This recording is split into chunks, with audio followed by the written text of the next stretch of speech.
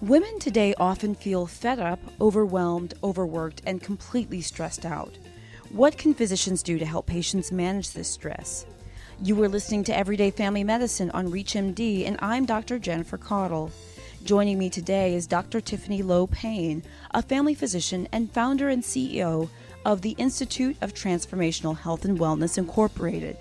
She is also an assistant professor at Campbell University School of Osteopathic Medicine at Buies Creek, North Carolina, and the author of A Woman's Guide to De-Stress for Success, 10 Tips to Conquer Stress and Live at Your Best. Dr. Lowe-Payne, welcome to ReachMD. Thank you so much for having me. Well, I'm really excited that you're here because stress is huge, I think, for everyone, not only our patients, but physicians as well. And, we also know that stress is a major underlying factor for many diseases. Can you talk a little bit about what ways that stress affects people mentally, physically, and spiritually?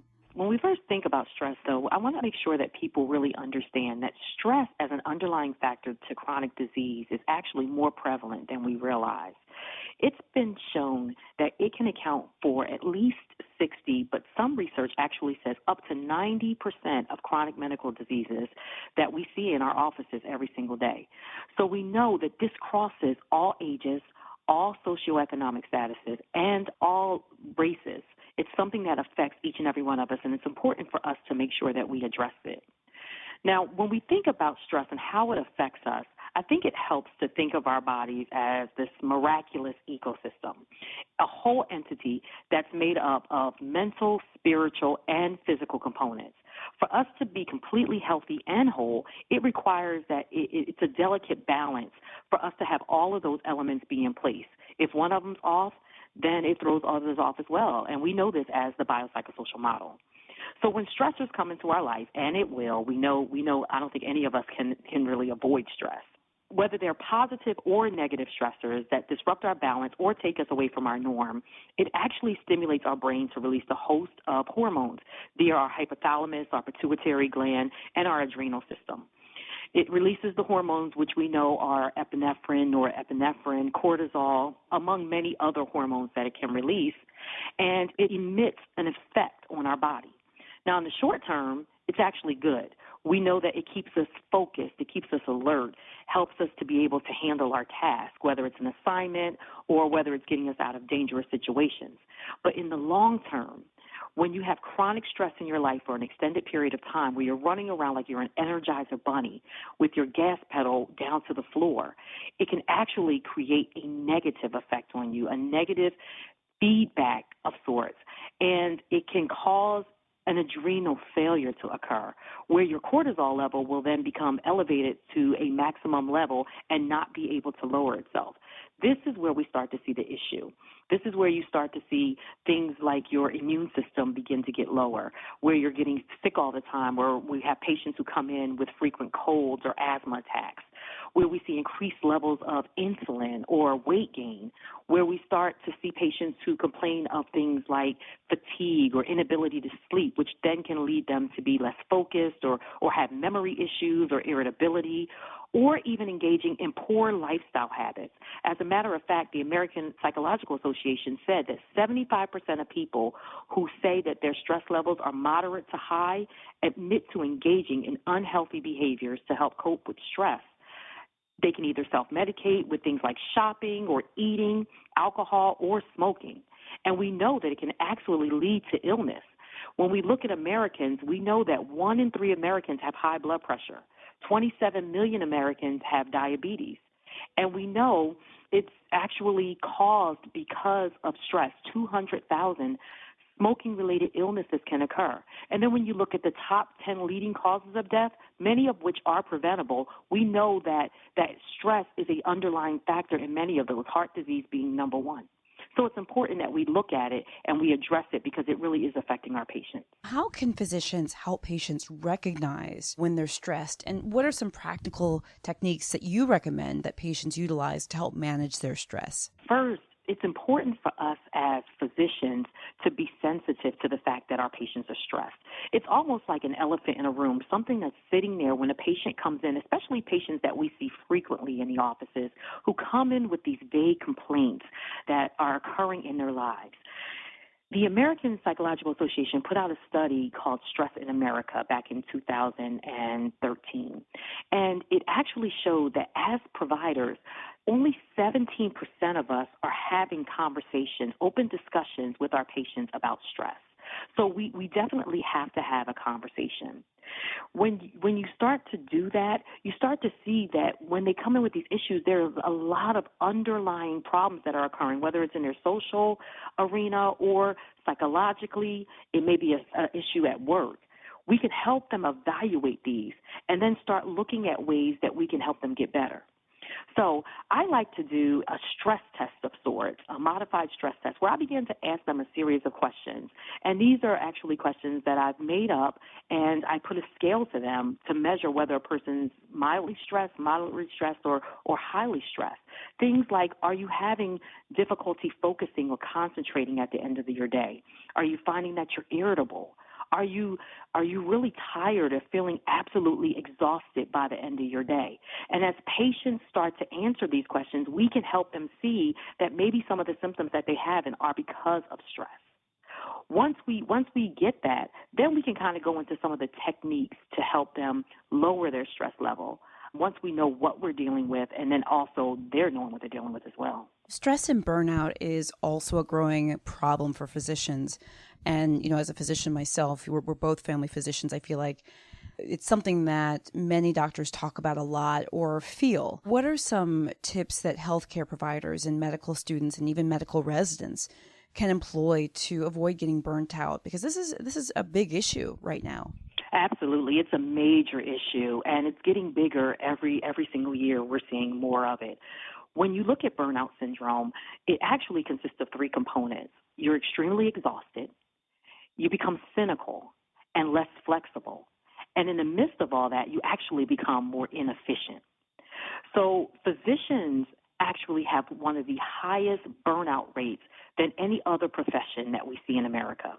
It's estimated that approximately 40% of physicians will actually burn out, and 1 in every 2 of them will have at least one symptom of burnout syndrome. And when we look at it, we also see that 1 in 8 of them actually will self-medicate with drugs or alcohol to help them cope. So it is a significant issue. We also see that physicians commit suicide at a rate that is higher than the general population, with nearly 400 docs committing suicide to completion each year.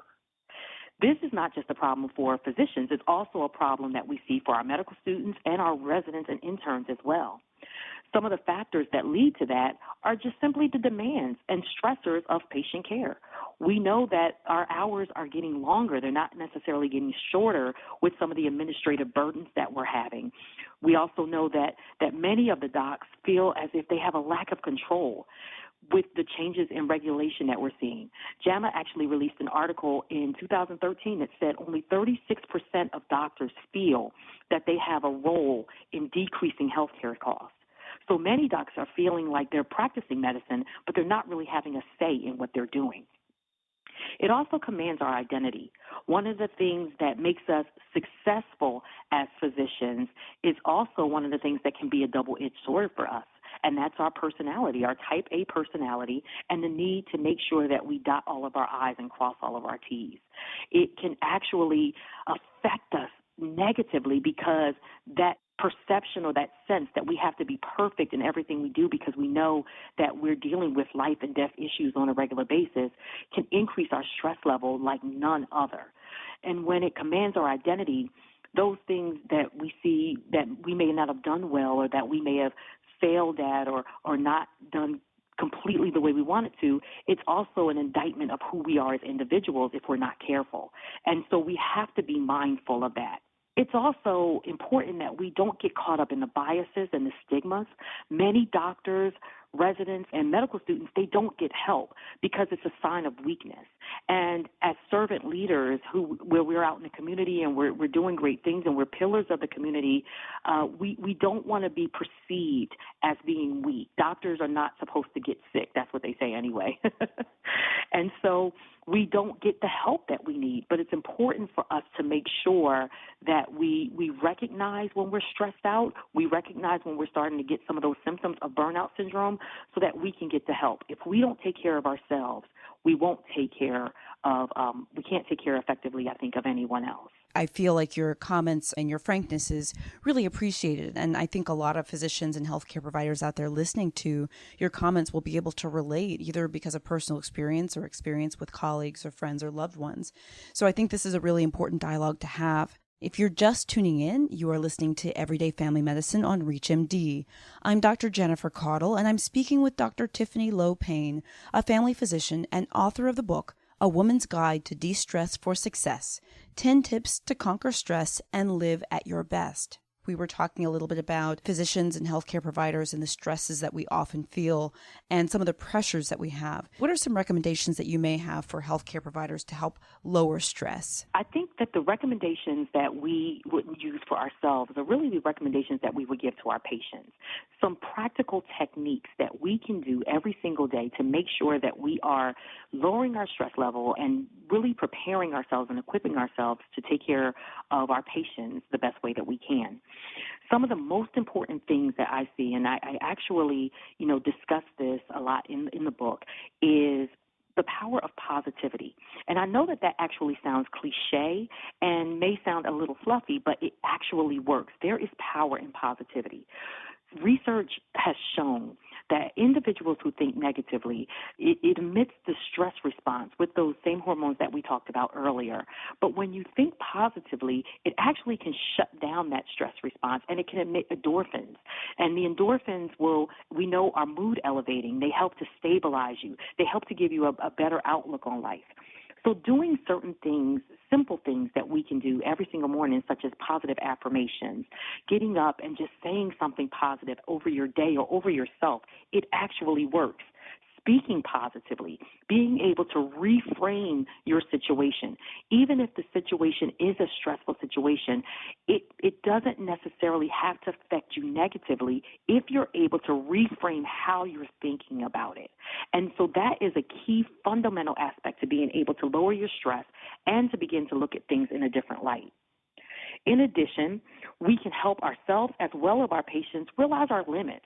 Understand that no is actually not just a powerful word, but a very freeing word, because it doesn't allow you to get yourself into a situation where you're taking on more than you can handle, where you have more on your plate and then you're not able to deal with anything successfully because you're spread too thin. The other thing that we need to do is be able to master the art of forgiveness, being able to forgive ourselves when we're not perfect, or forgive the things that we're seeing that are occurring around us that aren't great. It's actually shown that the state of unforgiveness is actually as much of a risk factor for heart disease as smoking. So it's very, very powerful, often because it emits those same stressors, those same things that occur and the hormones, and it also causes us to act out in a way that we wouldn't if we were able to forgive. It increases bitterness, it increases anger, it increases cynicism, and so we know that all these things are actually unhealthy for us. So we have to be able to do that. And then just being mindful, practicing an art of mindfulness, whether it's through prayer or meditation. We know that there's a ton of research out there that says prayer and meditation works, especially when it comes to end-of-life issues. But it also works for our everyday lives. 90% of our patients actually believe in a higher power or a higher entity and would not mind actually talking about it with their physicians. But studies show that only 10% of us actually are having conversations about spirituality as a part of our patients' overall medical care. So it's important for us to make sure that we're addressing it with them, but it's also important for us to make sure that we're doing it. And then, of course, things like yoga and practicing the art of breathing and mindful awareness. These are all things that we can do. And last but not least, I would say the importance of self-care, taking time for yourself, helping yourself as well as patients understand that it is not self-centered or self-indulgent to be mindful of how you manage yourself and take care of yourself.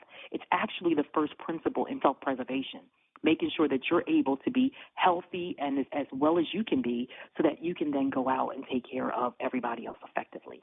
Those are excellent, excellent tips, and ones that I'm sitting here thinking about, I need to work harder at this, and I can do this better, and don't forget to do that. I think these are fantastic tips that are very practical, that are great not just for physicians and healthcare providers, but also for everyone.